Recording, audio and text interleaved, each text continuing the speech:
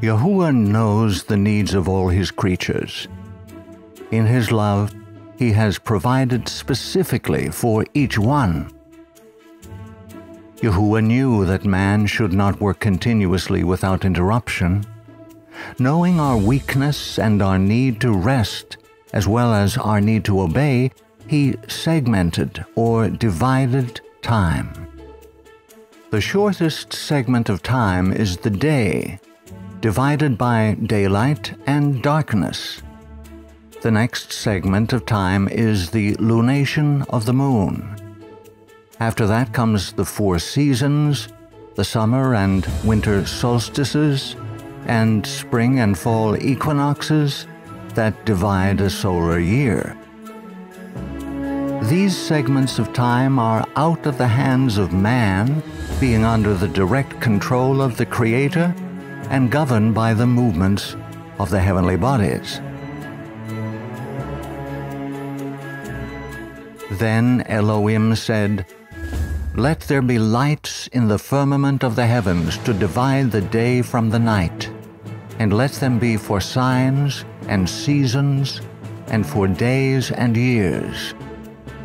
And it was so. Each lunation was to be segmented by 4 Sabbaths, 6 work days, with worship on the 7th. Remember the Sabbath day to keep it holy. 6 days shalt thou labor and do all thy work, but the 7th day is the Sabbath of Yahuwah thy Elohah. For in 6 days Yahuwah made heaven and earth, the sea and all that in them is, and rested the 7th day. Wherefore Yahuwah blessed the Sabbath day and hallowed it.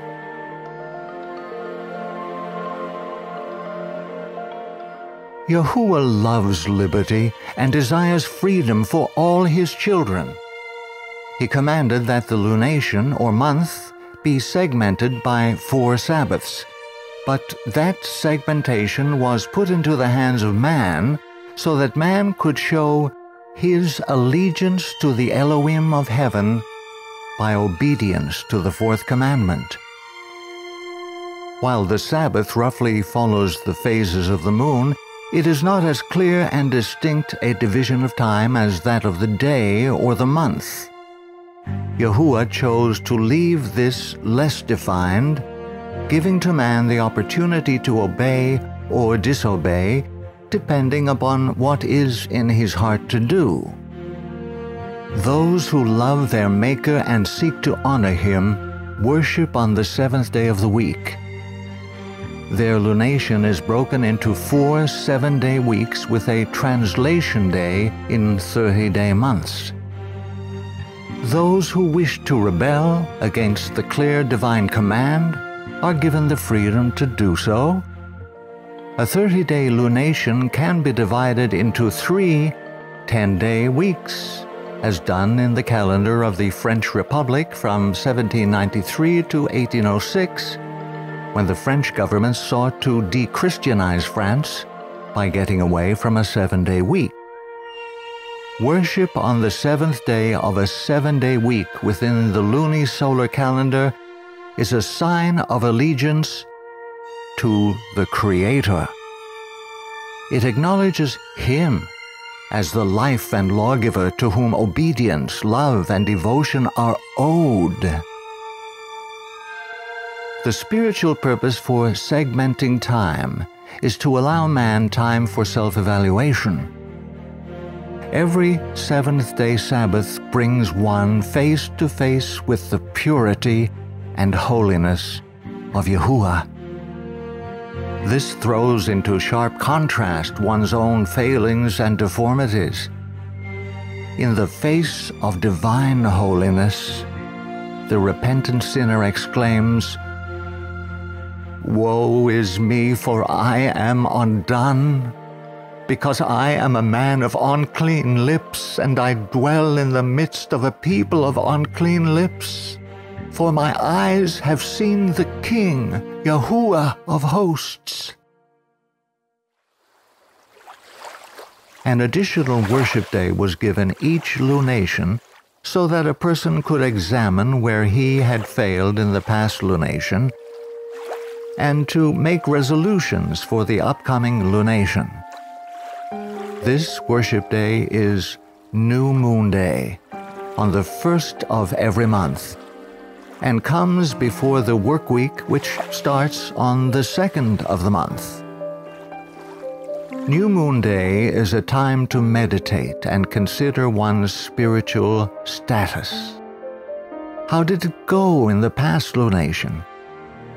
What do I want to do differently to bring my will and my life more in line with the will of my Creator? It is a time to seek forgiveness for past failings and help for the coming month. A prayer journal can be very useful when updated every new moon. People make New Year's resolutions, but they seldom keep them more than 1 or 2 months. Yahuwah understood this human failing and gave us the opportunity to refine and build on resolutions every new month. The modern Gregorian calendar, like the Julian calendar before it, has months that are completely divorced from the cycles of the moon.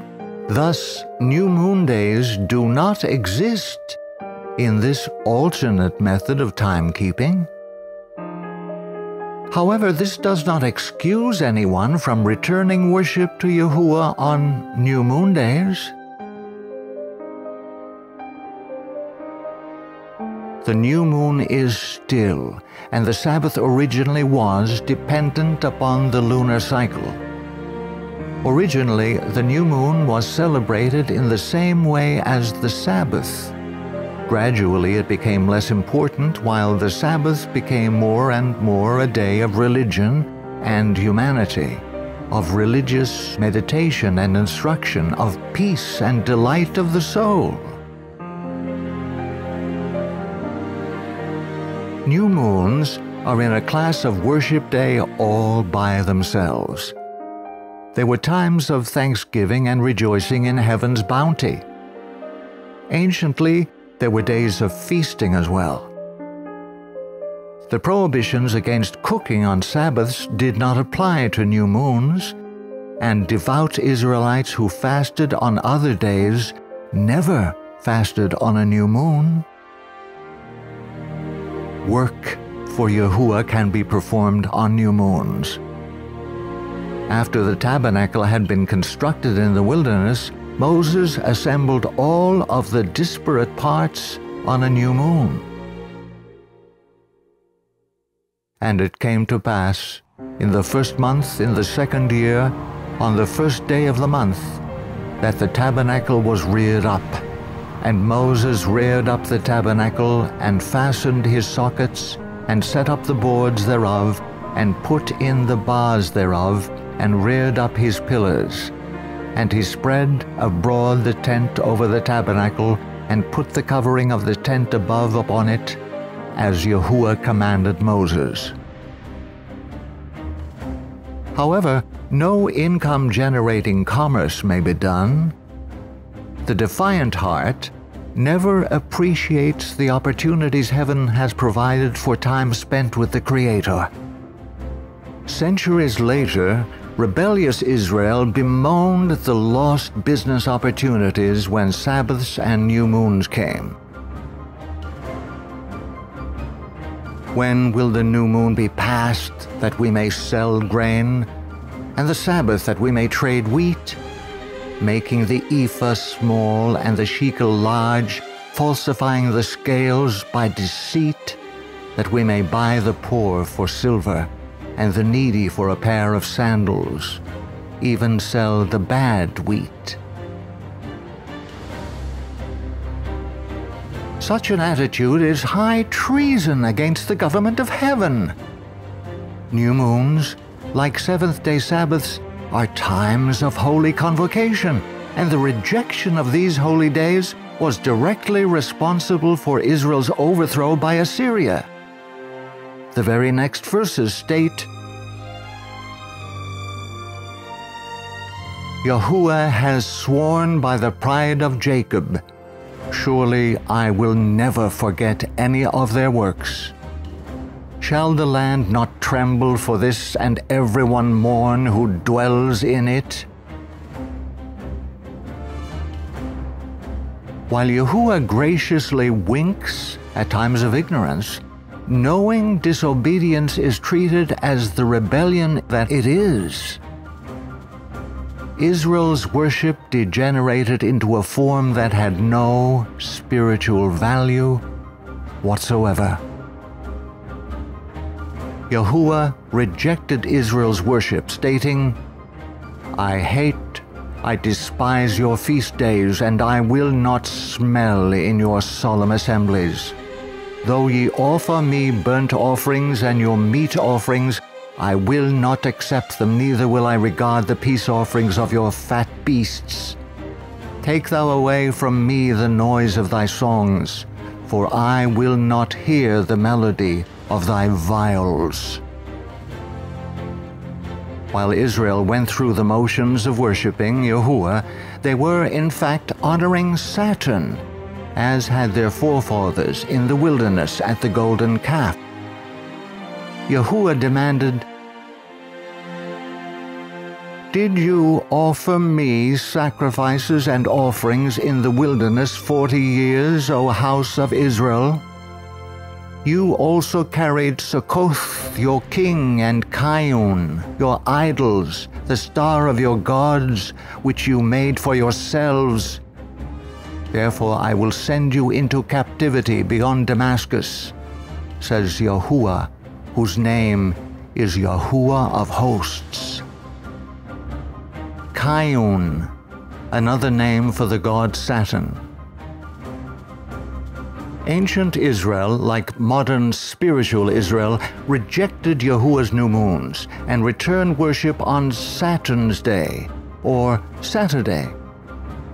Prayer to the planets on their respective days was a part of the worship of the heavenly bodies.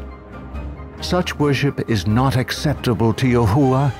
In Amos, right after denouncing them for worship of Saturn, Yahuwah declares, Woe to them that set at naught Zion, and that trust in the mountain of Samaria, ye who are approaching the evil day, who are drawing near and adopting false Sabbaths. Therefore now shall they depart into captivity. For Yahuwah has sworn by himself, saying, Because I abhor all the pride of Jacob, I will cut off his city with all who inhabit it. The same fate awaits all who cling to worship on Saturday of the modern counterfeit calendar, ignoring the obligation of observing the Sabbaths and new moons of the biblical lunisolar calendar. Worship on all the Sabbaths or rests of Yahuwah is the distinguishing mark that sets his people apart. Moreover, also I gave them my Sabbaths to be a sign between me and them, that they might know that I am Yahuwah that sanctify them. Indeed, returning worship to the Creator on Sabbaths and new moons will be one of the joys of the redeemed in the new earth throughout all eternity. For as the new heavens and the new earth which I will make shall remain before me, saith Yahuwah, so shall your seed and your name remain. And it shall come to pass that from one new moon to another, and from one Sabbath to another, shall all flesh come to worship before me, saith Yahuwah. Commit now to worshiping Yahuwah on all his holy rests, Sabbaths, new moons, and annual feasts. Untold joys await those who seek fellowship with Him, in whom all the fullness of life dwells.